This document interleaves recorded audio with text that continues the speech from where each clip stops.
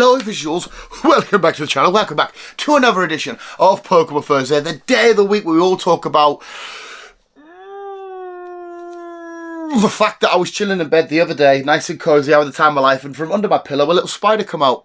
Just chilling. I let him do his thing. A lot of people have been gagging at me and saying, "Damn, that's fucking rotten." A little spider just come out from nowhere, just chilled, and just let him do his thing, wander off. I have no issue when spiders are sat lingering doing the thing. Not a problem. Like a proper heartbreaking, gut-wrenching like video about a little spider just being like, "Oh, I'm sorry that you killed me for simply existing," or something like, "I didn't realise simply existing would get me killed," or some shit like that, and it broke my fucking heart. I never killed spiders anyway. There's a lot of other little horrible little bugs that are little twats that you want the spiders for, and they can come sort you out.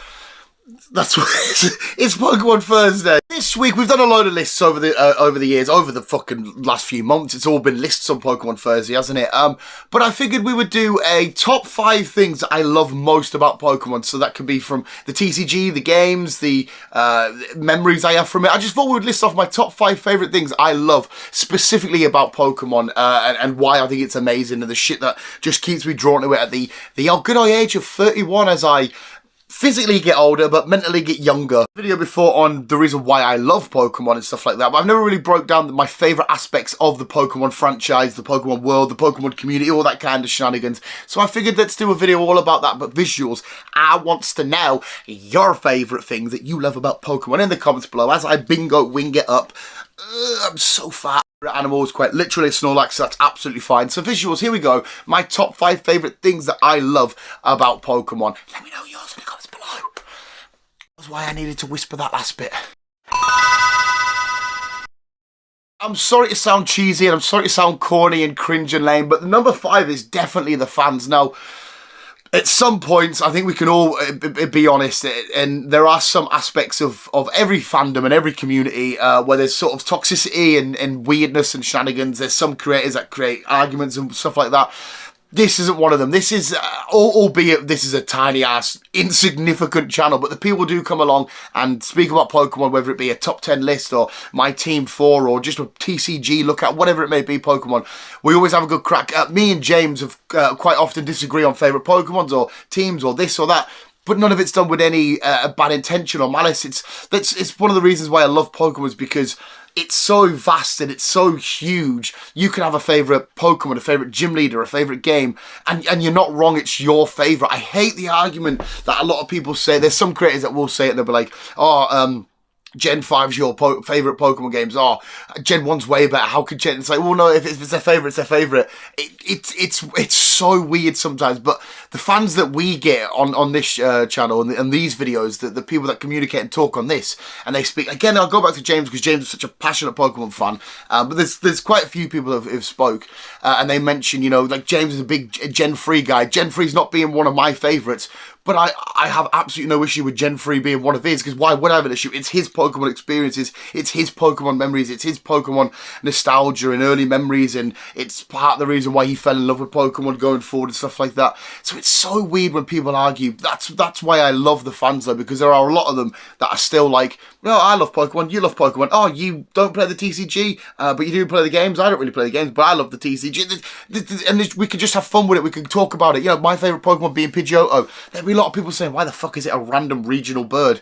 But I've got my own memories and nostalgia and feelings about that, and again, you guys will, and I love that we can talk and communicate and disagree, but we're still agreeing because we're talking about the love of Pokemon overall. It's just fucking amazing, and the fans are absolutely great. Some of the fans of Pokemon, the content creators, some of them out there are absolute legends. And but like, even from the likes of you can go from extremely safe and family friendly with like Unlisted Leaf, does great unboxings and all that carry on, to like the likes of Max Mofo. I know he's not really unboxed lately and shit, but he is obviously a big Pokemon fan, and the way that he goes through all the cards and stuff, but you can tell that he's probably more of the collecting aspect of Pokemon, and Unlisted Leaf is probably a bit more everything kind of Pokemon, I feel like, anyway. I could be wrong on that, but it's just, you can get so many different Pokemon fans from so many different walks of life and countries and regions and places that have their own starting points and their own memories, and it's just a great community overall. Number 4 is the TCG. I absolutely adore the Pokemon TCG. Yes, sorry, I said Max Mofo has unboxed lately. I don't think we have either at the time of recording anyway, but for me, that's a dollar bill issue. I am a broke-ass bitch. Gotta pay for the Lego addictions and shit as well somehow. But the TCG is one of the best aspects of Pokemon, from going back and remembering the old Wizards of the Coast packets, which I still have in my, well, I've had to rearrange. They're in binders, still chilling down there, but the old artwork packs and the fossil sets, the jungle sets, the old theme decks, going to school and swapping and trading and bringing them in, get after school and picking up a packet to this day, even on the new sets of Scarlet and Violet stuff, getting a booster box, you still have that same, like, oh my god, this is absolutely overwhelming and just amazing excitement when the booster box get delivered, because I definitely 100% when I was younger never ever purchased a booster box. It was always a couple of packets here and there. I may at some point have had like 15 to 20 packets if I was lucky, but now I'm an adult with an adult job and adult money, not much of it, but some adult money, and then buying a booster box just feels fucking amazing and outstanding. I always love the, I don't know if you guys do it with the TCG, I don't know if the word's hypocritical. Like, so if you're 5 cards away from completing a set and you're like, oh, I really need this card, it's 80 quid. And then you go, I'll buy a booster box instead of that card. And you're like, it makes no sense, because you don't have a great chance of getting that last remaining card, but the booster box way always seems the best. Like, if I've got 100 quid left, I can buy one singular card or the booster box, and I need that card to complete a set, I'm probably buying the booster box. It makes no sense, but it's the opening of the packets, the seeing the mess at the end, the artwork of the empty booster box coming, and just the collectability, going back and looking through binders from Generation 2, Generation 4, even sitting back and looking at the newer stuff, the newer artworks, the different way that they've changed the cards were from EXs or Vs or whatever cards they want to chuck out. The new style of holos, obviously Scarlet and Violet yet again are looking more of the sort of Japanese style with the holos and stuff. Not anymore, but the old card trick and all of that. It's just such a fun thing to collect. I mean, all things Pokemon for me are fun to collect, from little figures to plushies and whatnot, but the TCG is just so amazing to collect. Number 3 is the anime. Now, it goes without saying, I grew up with Pokemon, Generation 1, first seeing Ash and Misty and Brock and Pikachu setting out on adventures and whatnot, and then still to this day, even though he's not it anymore, but having the anime and seeing Ash go not long ago, but the ultimate battle with Leon and all that kind of shit, just having this constant episodic, weekly, but there again, something like now it's different, because obviously if you want, like, we got Scarlet Violet shenanigans on Netflix and that, however it is you consume it, but at one point it was like weekly episodics and all that kind of stuff. But this TV show that's been going and going and going throughout my entire life, like there's so many shows that I adore. You know, I love The Boys, Sons of Anarchy, The Walking Dead. There's loads of shows that I love, but they always have a start and an end, whereas Pokemon's had its start and the end doesn't seem to be coming anywhere. Like, I love the idea of I could be, if I make it this old, like 8-year-old and there's still a new series of the anime coming out, what we would be in like Generation 20, and it'd be like, oh my god, this is still fucking going. I mean, Ash might make an appearance then, and he's an old, I don't know what it is, but it's this constant thing in my life. Like, I'll often go back to a random, you know, the Johto shenanigans, and I'll just chill when I'm going to bed. I'll listen to some Johto shit kicking off in the background, Pokemon Johto singing away as I'm trying to go to sleep, get up early for work, and I'll be listening to the Pokemon anime playing in the back. The anime's just so much fun, and again, it kind of goes back to the memories of stuff, waking up early either on a weekend or just before school and stuff, having my breakfast and whatnot, knowing, oh, at the end of school I'm going to get some cards, or oh, if I'm going to town with mum, I might be able to get a packet or two from the shop and stuff, and just my whole world being consumed with the anime and into trading the cards and shit, but just singing the iconic theme songs, seeing the iconic battles, the old animation going all the way into the new animation and shit. The anime is absolutely fucking beautiful. 2 has to be the games.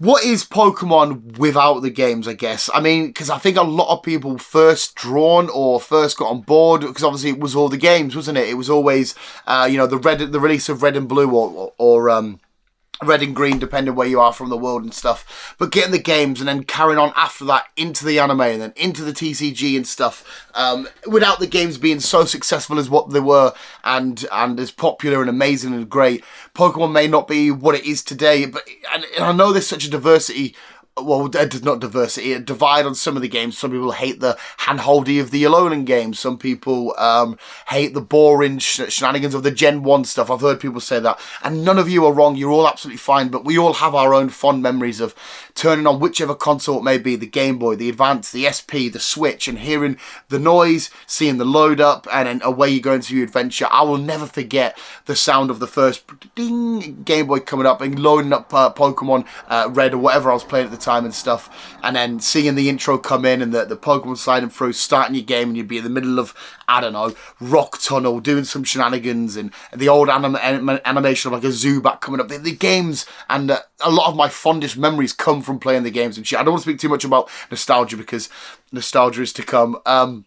But every little sort of memory, and I think that's why it's so replayable for me, because it puts me back in a kind of a place of where I used to, you know, I love to be. I would sit in this sort of isolated world of just me, Pokemon, and this one goal of beating all the gyms, becoming champion, and trying to catch them all, and then just doing your thing and just being so happy and content, wasting so many nights away, wasting so many hours away. I'll often do it if I've got no video stuff to work on, if I've got no podcast to record, if I've got no Xbox or PlayStation games to play, then it's all right. What should we do today? Let's redo Pokemon Black. Oh, what we're going to do is to redo Heart Gold. Whichever one it may be, it's so good that I've still kept my consoles and kept my games. I can just keep back and go and replaying and replaying and replaying. And I know it's stupid, but it sounds stupid, but to me, these are some of the most replayable games. Yes, I know the steps and the goals are all still the same, but how you get there and what Pokemon you use to get there and stuff, it's always going to be different. So, you know, you could start off with Charmander, then you can start off with Squirtle, then you can start with Bulbasaur, then you can start off with Bulbasaur again, but then you might get a different fire type. You might get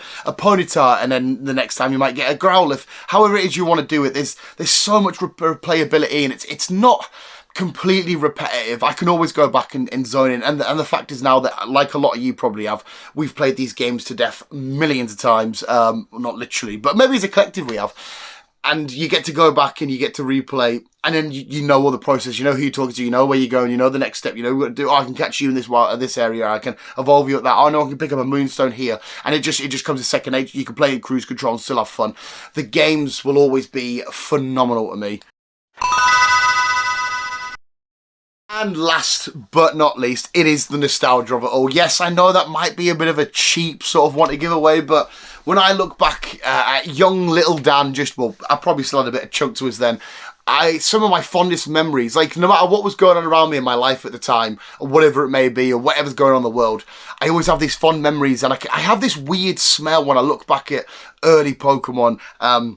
Like I said, first stumbling across my first starter deck, you know, the one with the champion stuff in it, the old board games, the old little pogs and stuff you would get in crisp packets. I remember sitting there going like that and be like, oh, there's a pog in here. The old artwork stuff of it all, and the old sense of safety and stability when I was tuned in with Pokemon, but no one's I'm sat there with whatever it was I'm munching at the time, and then I want to be, he's coming in the background, and then sitting there at night with my light on the game trying to hide away, but like, oh, Mum's told me to go to bed, but I'll just quickly beat Misty or whatever it was I was doing, and I just go back to like a sense of familiarity and safety and happiness. I'm not making it sound really depressed, like I'm not happy and safe now, but you know what I mean, as a kid, just being locked inside of this world that sometimes it's definitely safe to say I would rather have been in that world than the real world. It's just so much fun, and it brings so much like I always have this like ultimate like fantasy dream, this wish or whatever. If I could just teleport